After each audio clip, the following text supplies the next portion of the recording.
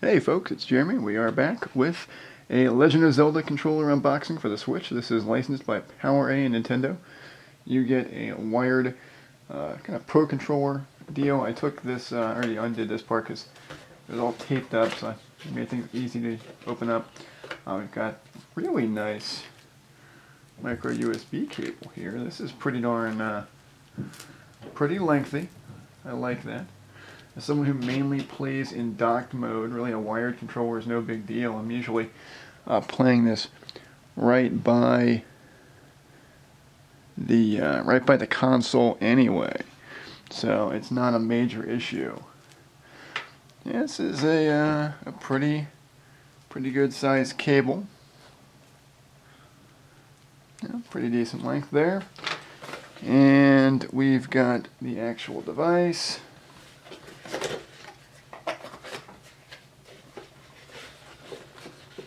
Okay, that's a little awkward. It's got a compartment and everything's in. That's a tad strange. Not exactly normal. To the left normal, I would say. But this is kind of cool. You got the different analog sticks. Now, by default, yeah, this feels pretty nice. I like these triggers a lot. D-pad, very Xbox One style D-pad. Bumpers are really nice. I love these bumpers. If this was wireless, this would be pretty much perfect. As it is, I can already tell I'm going to love this for any shooters, or especially Gear Club Unlimited when that comes out, because these look really comfortable. I'm going to try this with, ooh, those are nice. Yeah, these sticks feel really good. Base buttons feel good. You've got your home, you've got your capture, your plus and minus buttons. The D-pad feels perfect. I can already tell, like, for platformers, this is going to be really nice. Now, I've used the Pokken Plus controller for a lot of platformers, and that works pretty well. That was $11 or $12 at GameStop, and that wasn't a bad deal, honestly. But for a little bit more money, you get something that's going to actually work on all the games. So, okay, you get a set of tall sticks. There, you get a set of tall sticks and also some smaller convex ones, kind of like the PlayStation rounded tops. So, okay, those are fine. This is more your Xbox style. I would hope that there are going to be some covers made for these, because it does have that Xbox One style groove on there, and that is going to wear out. Plus, it has some rubberized coating. That'll also wear out. But hey, for the money, I don't really care too much. The design of the actual controller is pretty cool. You've got Link there. Underneath the face buttons, the bow and arrow.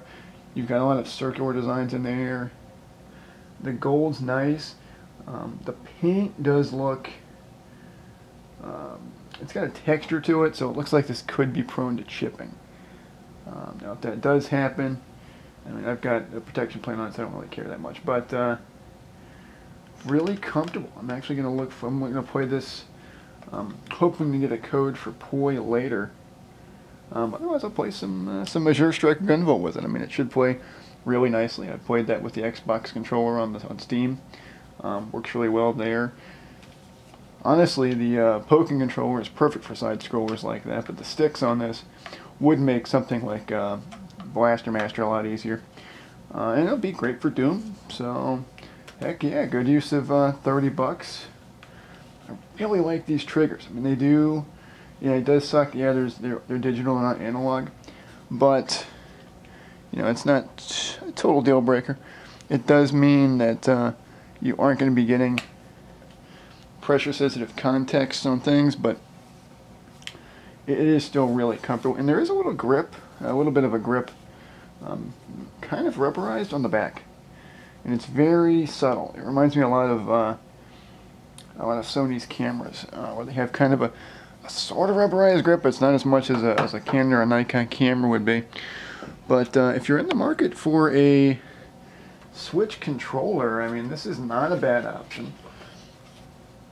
It's wired, so that is a caveat. But if you mainly play in docked mode, it's not going to matter too much. And it looks like a really good offering. Now, there have been cheaper controllers available on this for the system. Amazon has one that is literally an Xbox 360 controller, but it's just been rebadged for the Switch, and it has that terrible original Xbox 360 style D-pad, to the delight of no one. Whereas this looks, pretty well like a Pro controller, only you have all the benefits of a cheaper controller. So it's much less expensive, but you don't really sacrifice build quality. It's very light. Comparing it to other controllers I've been using recently, this feels a lot more natural than the basic Joy-Cons. Now, Joy-Cons, I like the idea of the rumble. You don't get rumble, you don't get motion control, but you do save a lot of money. Now, in all the controllers I have bought for the system, I have 3 controllers outside of the one that came with it, with the Joy-Cons, and the NES 30 Pro from 8BitDo is really good, but that one is not perfect for many games. The sticks aren't super comfortable, but it works nicely for a wireless pad, and I like it for my side scrollers. The D-pad on it is a little stiff. The D-pad on this does not feel stiff. Now the proof's going to be in the pudding. I'm going to try it out a little bit and play some games. I've got Observer Radio to listen to here. I'll play some games with that and see if I like it. Might also try it with Zelda. I kind of really like the motion control with Zelda, but hey, if it gives me an excuse to play Zelda, I'm all for that. And I'll also try it with Mario Odyssey later in the week. Now that one, in playing the in-store demo, that'll play nicely with just the Joy-Cons. You really wouldn't sacrifice anything for that, but I mean, after not playing a new Mario game with a regular controller in a long time, because with Wii U it was the gamepad, and then with the Wii you had the sideways remote, or the Joy-Cons. For New Super Mario you had that, and then for Galaxy you had the Joy-Con, or not the Joy-Con, the nunchuck and remote setup, which was good. It worked, but it wasn't quite as organic. This should feel a lot more natural, and I'm looking forward to that. It'll be coming out this coming Friday. Definitely excited about that. I'll probably buy it at launch, but I might wait a little bit. I'm not gonna have time to play it until my day's off anyway, so it doesn't matter when I buy it. I can wait, and it'll do the exact same thing, because I'm not gonna have time to really play it much outside of the time between my Friday and Saturday shifts. So, not really a lot of time anyway. But this will be interesting to try out, and it's a little disappointing there's no rumble, but oh well, it doesn't be something they're sacrificing in the name of cost. And hopefully there winds up being a wired controller that'll have some rumble that won't be too pricey, because this is really perfect. It's hard to recommend a Pro controller for 60, 70 bucks, I think it's 70, when there's so many reported issues with the D-pads. I like the idea of these swappable sticks. I think it's going to be a really nice seller, and I hope that the build quality is what it appears to be. It does look like it's well made. So it is thin, but I mean, so is the PS3 pad, and that one I've had for 8 years and haven't had an issue with, whether it be charging or actual usage.